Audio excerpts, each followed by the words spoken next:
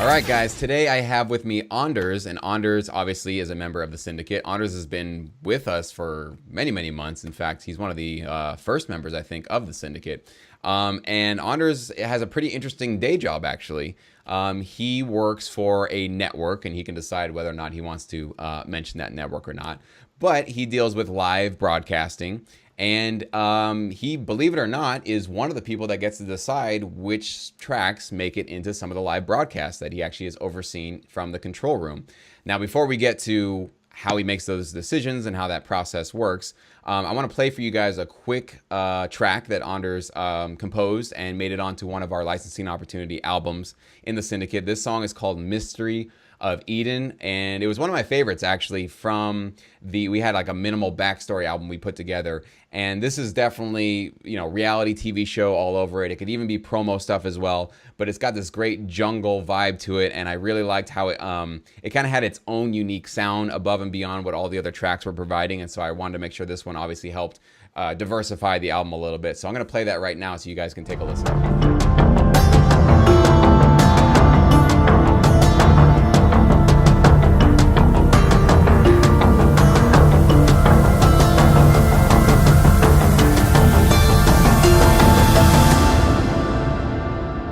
So obviously, as you guys can hear, Anders has some pretty incredible talent. Not to mention the fact that he does this in his spare time. So obviously, he has this full-time job that he's doing, his broadcasting work as well. But nights, weekends, when you ever get a spare time, including running away from the hurricane, which we'll talk about later.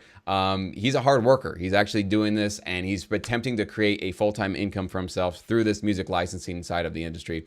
So Anders, thank you so much for joining us today. Yeah, cheers. Thank you. So if you can, give us as much information as you possibly can. Obviously, we don't want to get you in trouble, and there are definitely non-disclosure agreements, and there's obviously employer agreements that you obviously cannot break, so we don't want to break any of those and make anybody mad. But how much of your job can you possibly share with us in terms of what is your job, what exactly does your job entail, and what does the process look like when it comes to deciding what music gets placed into a live broadcast? Sure. I don't really want to mention the names of the companies, but I can talk about exactly what I do there. Well, as far as the actual choosing of the music, most of the time I'll go through the little library that I have and just kind of spot listen to it, maybe listen to the first few seconds, which is kind of the same thing you mentioned during the Fox Sports thing. Like, if this doesn't grab my attention within 5 or a couple seconds, I'm already bored, and the supervisor will probably say the same thing. So usually I'll pick songs for sections, like during the broadcast, they'll have like a full screen of stats or something, like covering the whole screen, showing like a bracket of names for the team or whatever. So as soon as the director is saying like, okay, go animate font 1, and then it plays a sound, which I have to load in my console also. And then as soon as that happens, I have a little touch screen and just launch the song. And it'll be something in the background, maybe something lighthearted, or depending on the sport, really. If it's basketball, I'll probably play some like hip hop sort of, backbeat, maybe something funky, but nothing too distracting. It's not like, it's just listing names. I mean, there's nothing crazy happening on screen. So it's just kind of in the background, and the announcer is talking at the same time. So I don't want to try to push it too hard and then it's fighting with the announcer. So, I'll back up a little bit. That's like the main thing.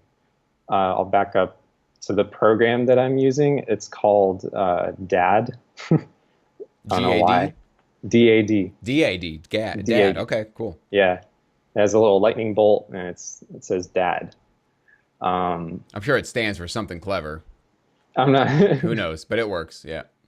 But yeah, it's pretty much, it's like a library storage thing, and then it has like a screen. You put it on a touch screen, and it has little buttons that you can change the color, and then you just drag and drop the song onto a box, and then you can just touch the box and it launches it. It's Super pretty easy, simple. cool. So Yeah, let's it's talk pretty about easy. that library of music. So when you're, like you said, you're looking for maybe a hip hop track for a basketball program or whatever it is. Mhm. When you're going to find music in this library, are these tracks like pre-approved by, let's say, a higher up, maybe a supervisor, a music supervisor? Is there somebody that says, hey, these are the tracks that are like good to go? Or is there literally like just a massive library of songs and it's really just up to you what to use? There is a pretty big library when I'm searching for a track. For the particular shows that I do there, I'm not quite as high up echelon as like some of the other A1s that go in there that actually do live TV. I'm more doing like live streaming on the internet, on the network that is sponsored by the company I work for. So we can't really play copyright songs because they're not really cleared. Like I can't just place a Skrillex song whenever I want, because when the live stream goes up on the internet, it'll actually mute the whole broadcast for like that time the song was played. I guess there's some algorithm that goes like when you're uploading a song, it goes through it. I guess does some. I don't know what the algorithm is, but it's happened to me when I'm DJing on Twitch or something, and I play a copyright song. It'll I mute that Yeah, I whole think it's the same broadcast. technology that comes with if anybody's used Shazam, like why you Yeah. can hold your phone up in the air, press a button, and it can recognize the song instantly. I think it's the same technology that can either recognize. I've heard two things. Sometimes they say it's recognizing the actual waveform and just Mhm. listening to that and going, okay, this is a match for this song, therefore we got this song. Or the other thing is that there are certain frequencies supposedly placed in songs that are above the human range of audio, but actually are tagging with the song with something. So I think a lot of that could be proprietary. I don't know if anybody's really discovered how they're actually doing that, but I believe that that's, most of these companies that are using like now they just implemented this with Facebook. I started noticing that before you could play anything you wanted in a Facebook video. You could upload a video and it could Mhm. have copyrighted music and whatever. And I noticed that actually uploading a video to the syndicate when I was giving you guys some references for the recent opportunity, and it Mhm. immediately said, "Hey, you got some copyrighted stuff in there. Are you going to take this down? What do you want to do with it?" And I was like, that's weird. That's never happened to me before. So now Yeah. Facebook has acquired that technology. YouTube has had it for a long time because you can't put anything copyrighted or else it'll just say either copyrighted, either take it down or just demonetize it so you can't make any money off of it. Yeah. So What like a couple of years ago, I recorded 4 hours of me operating lighting at a club or something. All my friends were DJing for 4 hours straight. And then over the course of a couple of years, I would get emails from YouTube saying, "Hey, you have a copyright strike." And then it's like, okay, well, yeah, they're playing all songs that are owned by someone else, so I can't monetize that video. Um, So I have a question then. So you were but saying like, yeah, yeah, obviously with your job there, you can't go grab a Skrillex song. So is there right. any differentiation in your library as far as okay, these are good for you, or and these are no, you can't put these on? Like, do they let you know that, or is that kind of like you just are expected to understand that, or how does that work? Yeah, they'll let me know. There's a few songs that actually the main network that I work for is approved by their supervisors, and they send like an email or like a mass zip file or something in Dropbox and says, "Hey, here's the songs that we have cleared or we made ourselves for you guys to use." So it's like owned by them. So there really isn't any royalties that have to go out anywhere because it's owned by the network anyway.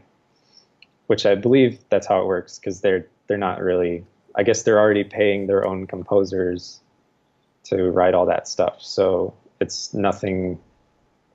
I guess I'm not completely sure, but that's what they're telling me. I can use these sets of songs for this broadcast. Yeah. So Um, that's what I've been yeah. told too for a lot of people in that side of the industry is that there's typically a pre-approved list of like either like you said these are our in-house composers meaning we're cleared like you can put these everywhere you can put them online on TV we've already got the licensing agreements for this as opposed to Skrillex you might have to go get Yeah. one license agreement signed with him just to put him on one part of your show, or if it's like Yeah. the promo getting people to watch it, you're like, well, we want Skrillex to be a part of this promo, getting people to tune into this live event. Well, you're gonna have to go to Skrillex's publishers and say, please let us use this. We'll give you this much money. Well, please let us put this on there. So, like you said, yeah, that could open you up to a lot of problems, especially online, where there Mhm. are these these spiders essentially that are crawling the web and looking for unauthorized copyrighted music. And as soon as they find it, they shut it down. So you're right, that is one of those issues. Now you had said you give about a couple of seconds listen to your tracks before you put them in. Are you able Mhm. to see the wave forms as you're previewing tracks, or do you actually just see a file and hit a play button? How does it look on your end? Yeah, I can pull up sort of like an editor to see the waveform, so I can kind of scrub through also, and I'll have to do that most of the time because sometimes it takes like a couple seconds for the track to start, and I'm like, all right, I'm waiting, like I had, it's almost like I'm the supervisor, like, when's the song starting? And then because a couple seconds seems like a long time, because if I didn't notice that and the director cuts to a shot, well, he's not literally doing it. There's a TD that does that. He's pushing the button, and the director is telling the TD, hey, go to this camera, and we want this kind of music under it or something. Um, and as soon as I hit it on time with the camera shot, and the director's like expecting the music to be there, and he's like, music, music, and I'm like, sorry, I mean, so I try to prevent that as much as possible. So I'll go to the waveform, cut out the blank space, or I'll cut to a part of the song where it just immediately starts with like, Now because, that's you know, interesting because I'd never thought about that in the live arena, that how important that must be to be like, hey, like time is a factor. Like, how yeah. long would you say you have between somebody saying, go find me a song, and that song being on the air? Like, how long is that time period? Well, that's more like pre-pro. I'll have like all the songs in my little array and colored in squares. So I'll have that done already. And then we'll talk about beforehand like what kinds of music do we want for certain things. Like if they're going to play a highlight package for a player, they probably want something really hype. So they're doing a highlight package for the basketball or baseball. Basketball particularly, I'll use like a really hype hip hop, and I could almost remember them by name, so I don't have to. Every time I make a new array, I'll just search the names of the tracks because I recognize the sound of it, and I'll just be like, okay, Blackout, yeah, I want that one, and I know what it's good for because I've already talked to my producer, and he's like, hey, yeah, we want something super hype for highlight packages, and then kind of want just some backbeat stuff or full screen graphics, just names. And then we want like a rollout, which is kind of like the sting, like we were saying earlier, which is like 5-10 seconds because they're going to go to commercial, right?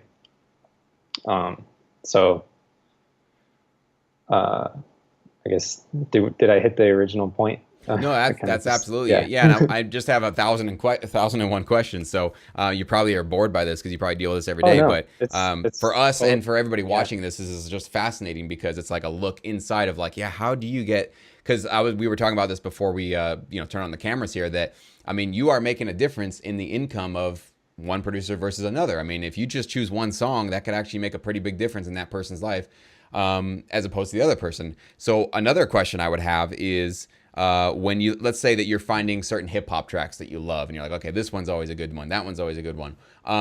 Do you ever like seek out that particular artist or that writer to find more from them? Like if there's a certain place you're finding good music, like how do you make sure, do you make sure that you always find high quality music? Because what I've noticed is that there are certain TV shows that use my music over and over and over and over and over and over and over and over again. And I think it's not an accident. I don't think that they just stumbled across my music 50 times in a row for 50 different episodes. I'm pretty sure what happened is the supervisor, the editor, whoever's in charge says this track is great for this kind of a scene or this kind of a show or maybe this part of our whatever it is. Hmm. and they either make a note of it or they make a favorite it, or they, like you said, they put them in their little favorites box. So it's like we already know these are the ones we like.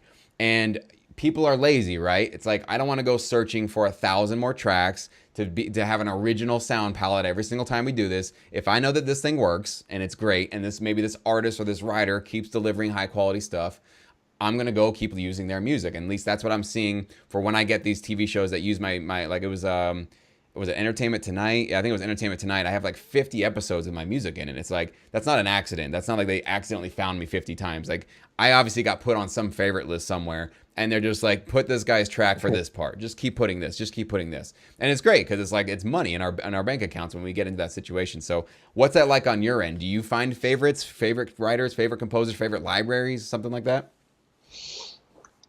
Well, how it's listed in the software, Dad, it's I think a lot of these tracks are from like 3 or 4 years ago, honestly. And some of them sound great. Some of them don't sound that good at all. But the names of the artists are just like a random letters and numbers, or Oh, I don't really? know. Yeah, I don't even know where they got it because maybe some old library that just didn't label the metadata very well, and it's just kind of like weird names for the artists or So, how do you find the uh, good stuff then? What's your process to make sure you're not wasting time sifting through hundreds of tracks to find the gold stuff, you know? I just go by the name of the track. Uh, well, I think there's three Enco machines because Enco is um, I guess the kind of computer that is using the software. So in the machine room, there's a computer sitting there, and just some cables run to the control room where I am. Because inside the control room, there's no actual, well, there's the mixer and the computer screens and the keyboards, but there's no actual computers in there. It's all just wires run to a different room where it all sits. But in the Enco machine, I think there's three. There's like different selections. There's not all the same music on there. So every time I go to a different console, I have to kind of search through a different Enco machine, basically. Excuse me. And So you have to start this process pretty much from scratch every time. Is picking out your good selects right there. And so it seems like right now maybe it is kind of difficult because you don't have a way of like cataloging things or favoriting things or just kind of finding like a particular artist that had good music. It seems like you probably have to go through and listen to a bunch of stuff to find what you need, right? yeah, it doesn't take me that long, maybe a few minutes, because Oh, okay. I'm only listening for a couple seconds each track. But sometimes if I have time, I'll listen to the whole track, so I know if it's for a highlight package or if we have a long weather break and there's nothing happening. I'm basically playing DJ. um, so I'll want a song that the whole song is good also. Um, but but yeah, usually it doesn't take me more than a few minutes. But I'll write down the names of the song itself. So when I go and search it, it'll have the only one show up. And then I click and drag from the list. And I just click and drag it into a little box, change the color of it to kind of fit the mood of what I think it is. Like if it's a hard, chugging guitar, I'll make it red or something. I don't know. That's just how my mind works. I think red is like hardcore, like, death Aggression and metal, envy, or you know. no, green with envy, red with envy. I don't know, but yeah, no, absolutely, yeah, intensity Yeah. and all that stuff. Yeah, no, I think most people would feel that way. So that's cool. You have your own like cataloging system, and this is a lesson for everybody watching this that like Anders with his job is somebody you want to be like making a fan of your music. Like we don't in this industry care about having fans traditionally, like where we get thousands of people liking us and buying our albums or whatever.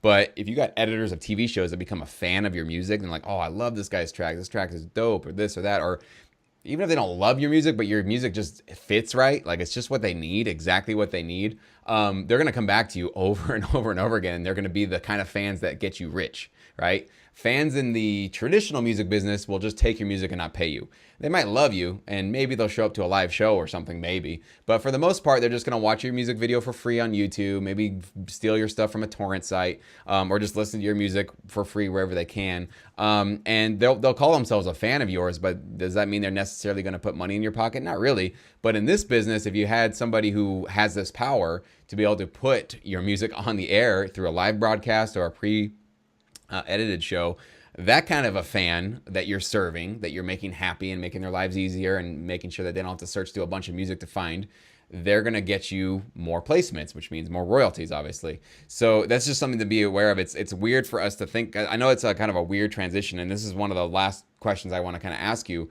is transitioning from making music that's for us, like as artists, as creative people, or maybe we're trying to write music for another, singer or a rapper. And then when we think about going into this business, a lot of people get turned off because they're like, well, I don't really want to do something just because somebody wants it that way. Like, I want to create myself. Like, I have all these original ideas and I want to just create whatever I want to create.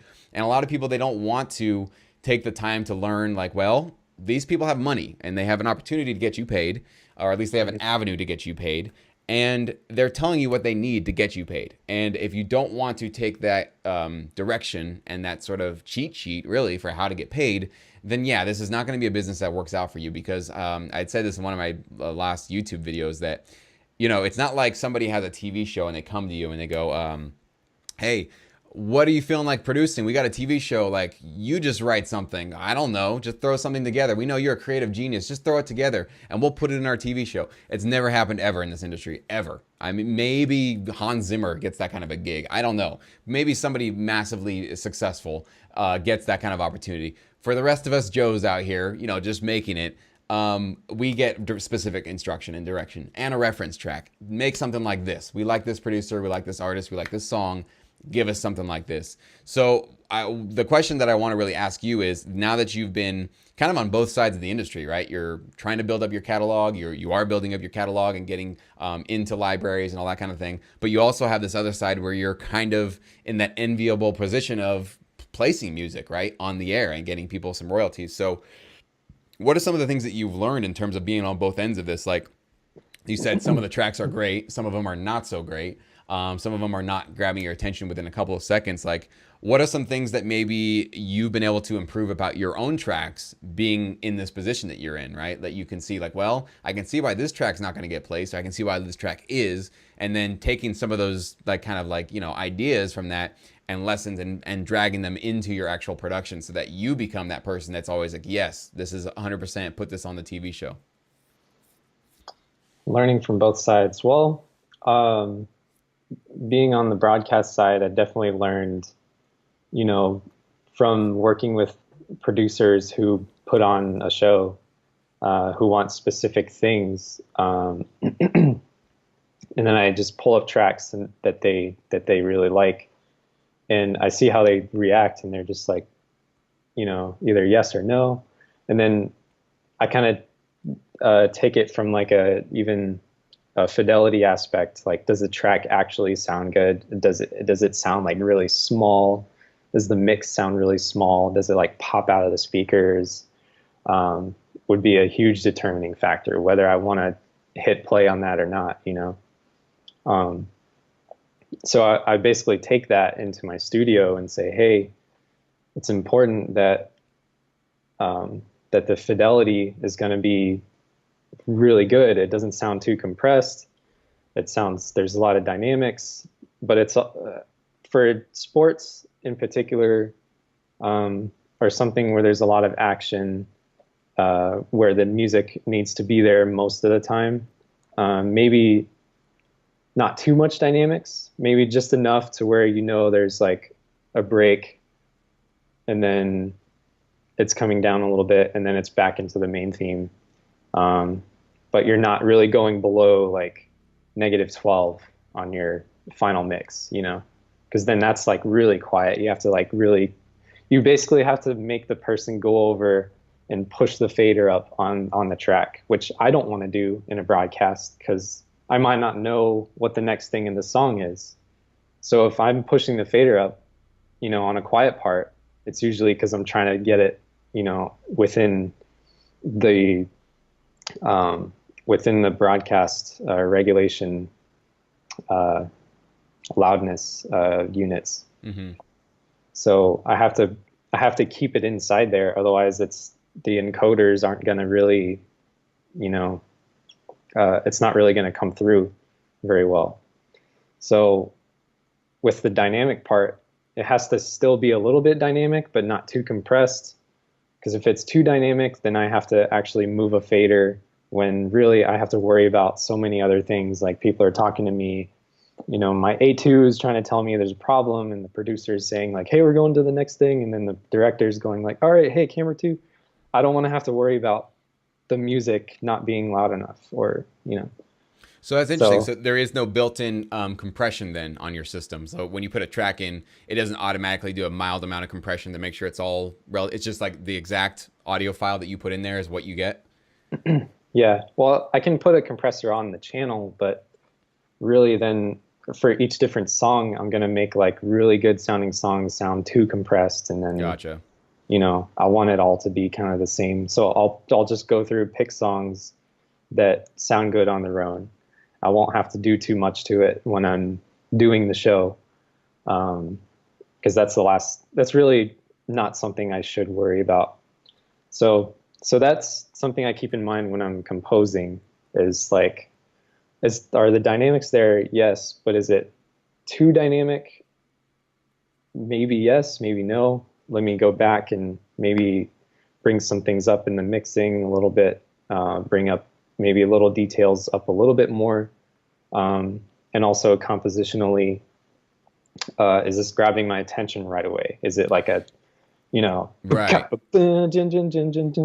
That's how one of the songs starts. It's literally just kick, snare, kick, boom, no, no, no, no, no, and then guitar, everything comes in full blast. And then there's a little break, just guitar maybe and some strings. And then it comes back, chorus.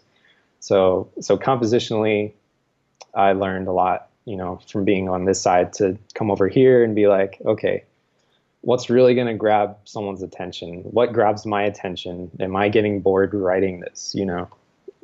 Stuff like that, because No you long, can, slow fade-ins. I can't say that enough. Like that's yeah, that's one of those sort of things I repeat all the time. These 20-second, 30-second long fade-ins with a pad coming in. Got to stop that stuff because you're right. That well, unless you're being requested to do ethereal pad-like stuff for whatever, a soap yeah, opera or something like maybe that. for like a film where there's some atmospheric beginning and it all depends on what's on picture. I mean, for this industry, really. Well, this is so Um, cool about this so, conversation is because this is specifically about live broadcast, which is a completely different animal than pre-produced and edited mhm, content.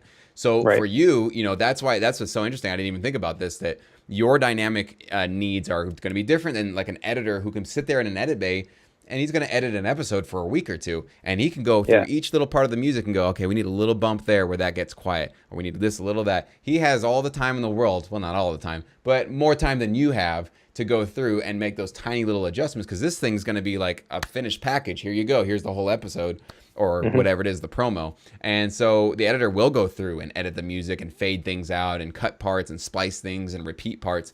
But it sounds like you don't have that luxury. You're like, no, this has just got to fit underneath this scene right now. And I can't have all these different dynamic things happening. So if you want to get into the live broadcasting, like if you're going to be working with a library that does a lot of that or supplies at least a lot of live broadcasting sort of networks, here, take it from this. This is Anders. He knows what he's talking about, that he is somebody who, you got to make his life easier. And that's really what this has always been about, is serving people. And like, you got to find out what people need and make sure that your music fulfills that need. And that's really the only way that you're going to do well. Because if you just want to make music because you want to make it and it's fun for you and you're excited about it, but it's completely ignoring what the industry wants, you'll have a great sounding album on your hands, but you'll never get any placements with it. And I've learned that lesson because I've made music the wrong way, made tracks that I wanted to make because I was like, this would be cool. I want to make this. And I shopped it to people and they're like, yeah, that's cool, but nobody was asking for that. None of our clients need this. Nobody wants this. And so it's really about like listening to people you're serving and trying to find out through conversations like this, and talking to the libraries that you're working with, and like, hey, what do you guys have? What are you in need of? Like, what are the sort of projects that are coming through your door? What are your clients doing these days? I want to get the most amount of placements. I want to help you guys out, make you guys look like rock stars for your clients. So that's really the name of the game, man. So any parting words of wisdom you would give to somebody, maybe if they're just starting, or even if they've been composing for a while and they're looking for ways to improve their chances of getting placements, like what would you say to them? Sort of some parting words of advice. Well, I find that you can still write what you want. You know, I find it easier for me, at least, to compose under certain parameters. I mean, that's easier for me because you have, I think I've heard this from other people before, you have like these select colors. You can choose between any set of colors like this, and it's easier for me if I have less colors to choose from. And but I mean, even so, there's still a lot you can do sonically, as long as you're just hitting the right emotional tones that someone might need. Um, so you can still write what you want. Um, it's, it can still sound good. People can still rock out, and Oh, they better just, too. Yeah, you oh better make yeah, music that makes people want to move and rock out and have fun too. Yeah, it better be just as good, if not better than anything you've ever heard on the radio. Yeah, that's what's cool about this business. It isn't just cheesy jingle music that's just awful. It's rocking stuff. It's a lot of fun.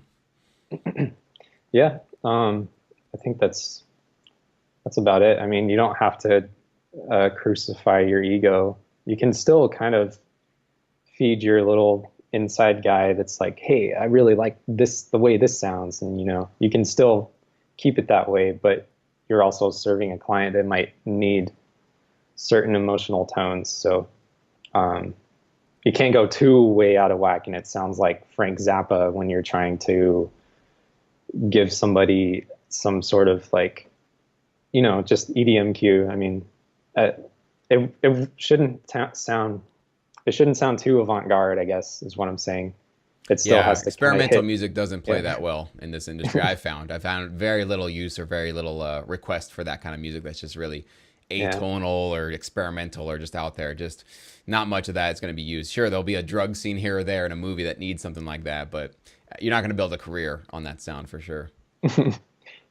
Yeah. So you got to pick and choose your battles, I guess. I mean, within yourself with what you like versus what is going to be accepted by certain clients and like what's actually who you're going to actually serve. So, Awesome, Andres. Thank you so yeah. much for revealing as much as you possibly could. I know that you even took a little bit of a risk telling us this stuff today, so thank you so much for doing that. I know that I definitely learned a lot. It even helped clarify my production process even more. So I know that everybody watching today will definitely get a lot of value out of this. So from all of us watching, thank you so much for your time. Yeah. Thanks for having me.